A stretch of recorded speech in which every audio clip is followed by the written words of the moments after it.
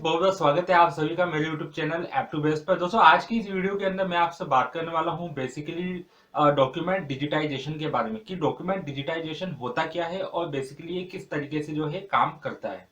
दोस्तों वीडियो को स्टार्ट करने से पहले आपसे मेरी एक गुजारिश है, एक रिक्वेस्ट है कि अगर आप हमारे चैनल पर फर्स्ट टाइम आए हैं तो प्लीज चैनल को जरूर सब्सक्राइब कर दीजिए और आगे लगे हुए बेल आइकन को जरूर दबा दीजिए।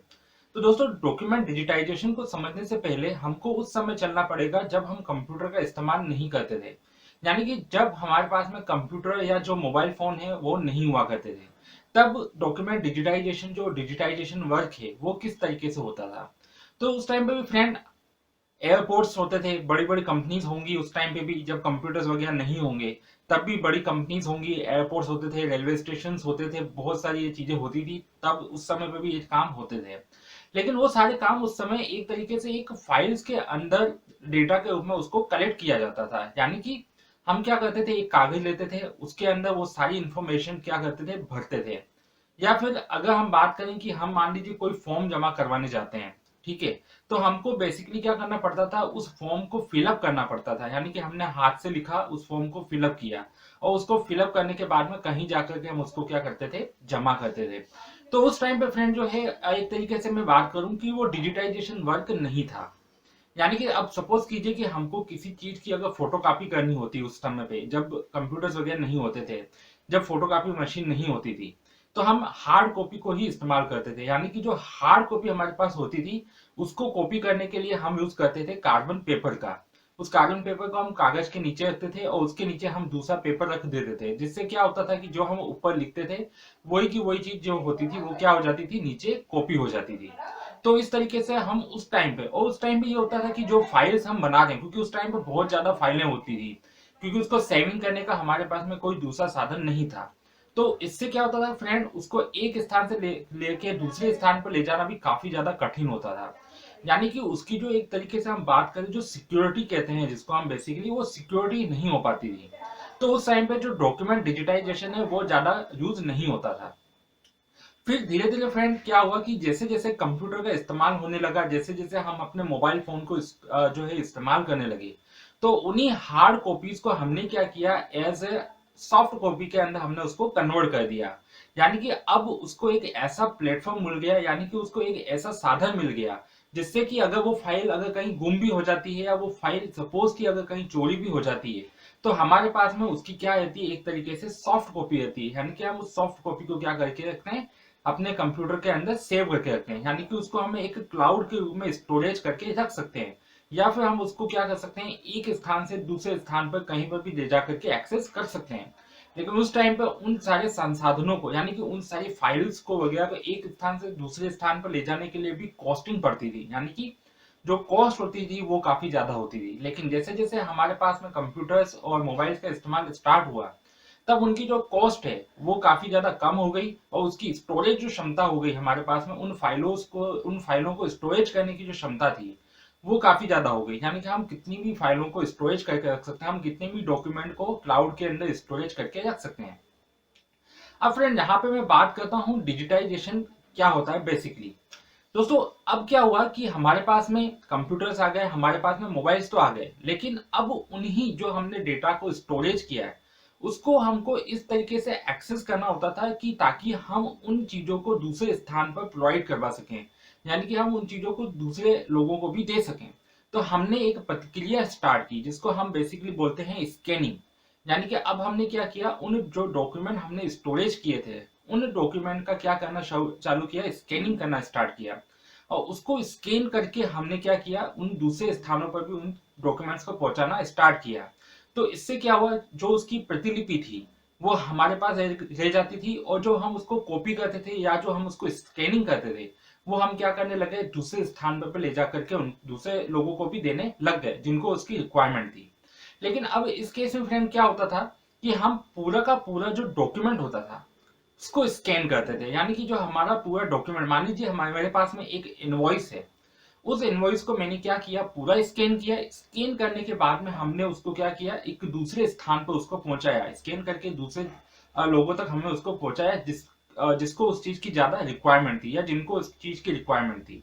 लेकिन इस केस में क्या हुआ फ्रेंड, जब हम स्कैनिंग करते थे तो इसके लिए हमको ज्यादा बंदों की जरूरत होती थी। मान लीजिए कि मेरे पास में, सपोज एक एग्जांपल के तौर पे मैं यहाँ लेता हूँ, मान लीजिए कि मेरे पास में 1000 आईडी कार्ड्स हैं फॉर एग्जांपल के लिए। अब उन 1000 आईडी कार्ड्स को स्कैनिंग करने के लिए मेरे को 2-4 बंदों की जरूरत पड़ी। मैंने 2-4 बंदे रखे और उससे मेरी जो कॉस्ट थी वो भी काफी ज्यादा क्या हो गई, हद तक बढ़ गई।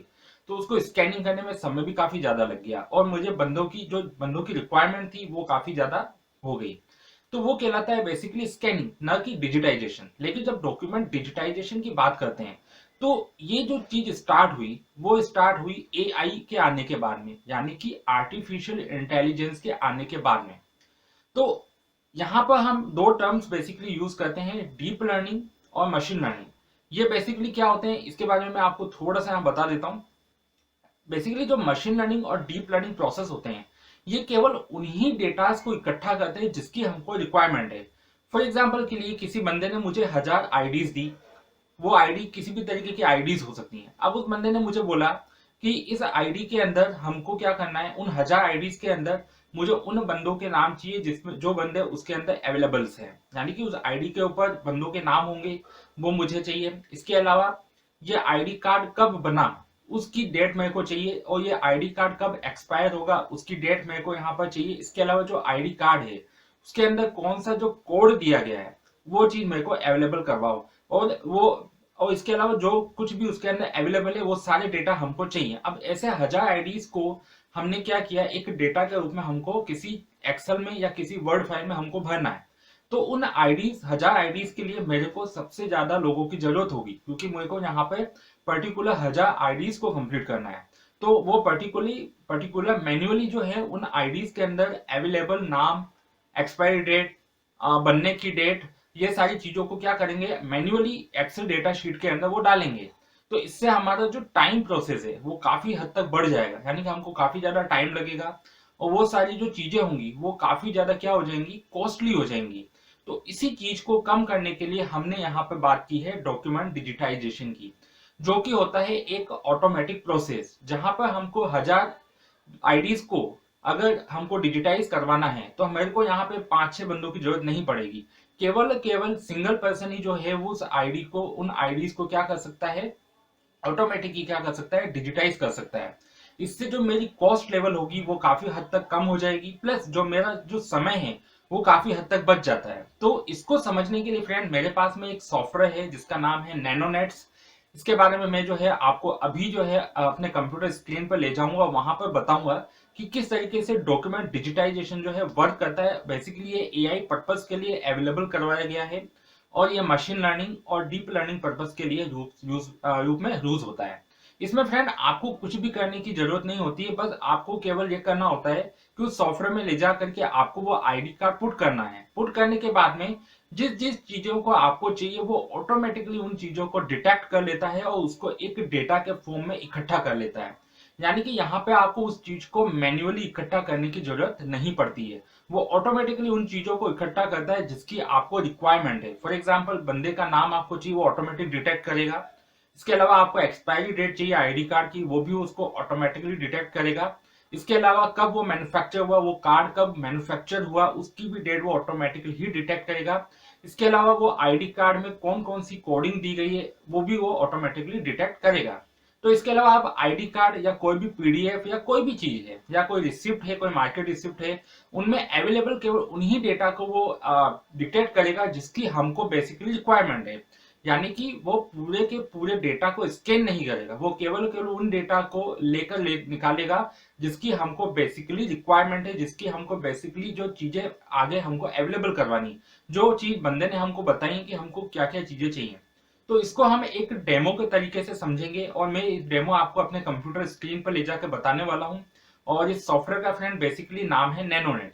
तो चलिए फ्रेंड मैं आपको ले चलता हूं अपने कंप्यूटर स्क्रीन की तरफ और देख लेते हैं कि ये जो डॉक्यूमेंट डिजिटाइजेशन है वो किस तरीके से वर्क करता है। हेलो गाइस, जैसा कि आप देख सकते हैं कि हम हमारे कंप्यूटर स्क्रीन पर आ चुके हैं और यहाँ पर हमने लिख दिया है नैनोनेट्स। जैसे फ्रेंड आप यहाँ पर नैनोनेट सर्च करेंगे आपको लिखा हुआ मिलेगा Nanonets intelligent document processing with AI. So आपको यहाँ पर क्लिक करना है। जैसे ही आप यहाँ क्लिक करते हैं तो आपके सामने कुछ इस तरीके का इंफ्रास्ट्रक्चर आपको देखने को मिल जाता है। अगर आप यहाँ नए हैं तो आपको सबसे पहले यहाँ रजिस्टर करना होगा और उसके बाद में आप इसको यहाँ पर लॉगिन कर सकते हैं। तो मैं ऑलरेडी यहाँ रजिस्टर कर चुका हूँ और मैंने आपको इसका जो इंफ्रास्ट्रक्चर है वो यहाँ पे खोल के दिखा दिया है। तो अगर आप यहाँ देखेंगे तो यहाँ पे आपको new model, my model, API की, बिलिंग और टीम्स के ऑप्शन देखने को मिलते हैं, जो कि काफ़ी ज़्यादा हद तक बेटर हैं। अगर आप इन चीज़ों को सीखेंगे तो आपको ऑटोमेटिक समझ में आ जाएगा कि ये चीज़ें क्या यूज़ होती हैं और क्यों यूज़ होती हैं। तो अगर आप यहाँ देखेंगे न्यू मॉडल, तो आप यहाँ न्यू मॉडल क्रिएट कर सकते हैं। यहाँ पे मेरा ऑलरेडी जो मॉडल बना चुका हूँ वो चीज़ आपको यहाँ शो करता है।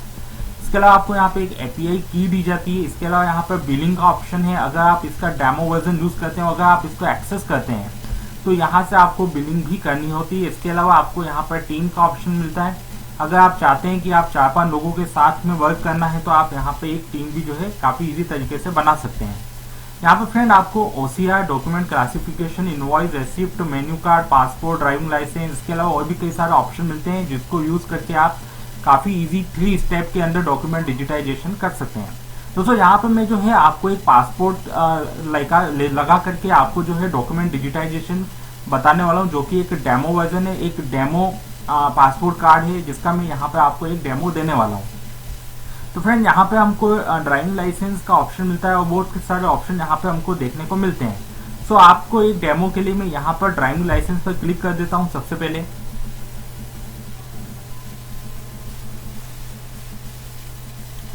देन फ्रेंड यहाँ पे हमको add file to start extracting data का ऑप्शन मिलता है। यहाँ पे आप कोई भी इमेज या फिर पीडीएफ जो है ले जा करके उस डेटा को एक्सट्रैक्ट कर सकते हैं या फिर आप उस डेटा को किसी और पर्सन को असाइन भी कर सकते हैं।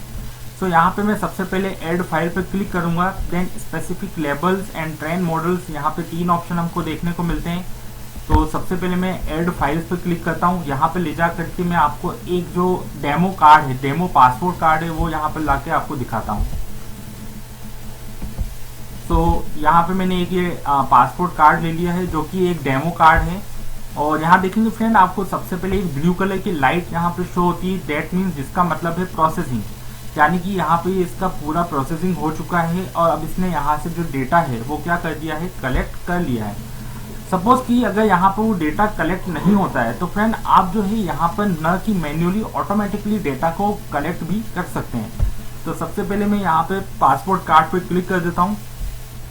तो फ्रेंड यहाँ पे आप देख सकते हैं कि इसने कुछ ही डेटा यहाँ पे कलेक्ट किया है, लेकिन अगर आप चाहें तो यहाँ पे ये सारा डेटा जो है ऑटोमेटिकली फिलअप कर सकते हैं। जैसा कि फ्रेंड आप देख सकते हैं यहाँ पे इसमें नेम दिया है, जो कि यहाँ पे हमको इसका कहीं पर भी जो इस बंदी का जो नेम है वो यहाँ पे कहीं पर भी शो नहीं हो रहा है। तो यहाँ पे देखिए फ्रेंड इसमें लिखा हुआ है गिवन नेम हैप्पी, बट यहाँ पे जो डेटा कलेक्ट किया गया है वो है 1 जनवरी, जो कि हमारी डेट है। तो फ्रेंड यहाँ पे देखेंगे कि मेरा जो कर्सर है यहाँ पर इस कर्सर की तरफ एक प्लस साइन आपको नजर आएगा। तो आपको क्या करना है, बस बेसिकली इस पूरे को हैप्पी को सेलेक्ट करना है। देन आपको लेबल पे जाना है। लेबल पे जाने के बाद में यहाँ पर आपको नेम का ऑप्शन मिलेगा।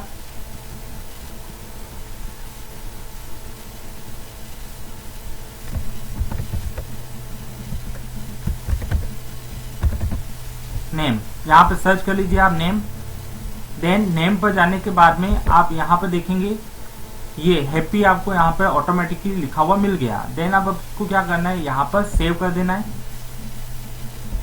और यहाँ पे देखेंगे जैसा कि फ्रेंड आप देख सकते हैं कि ये हमारा गलत कलेक्शन हुआ है, तो आप यहाँ पे क्या कर सकते हैं, इसको डिलीट भी कर सकते हैं। तो आपको इस रेड वाले ऑप्शन पर क्लिक करना है, तो आपका जो वो नेम जो गलत कलेक्ट हुआ था वो यहाँ पे क्या हो गया, डिलीट हो गया।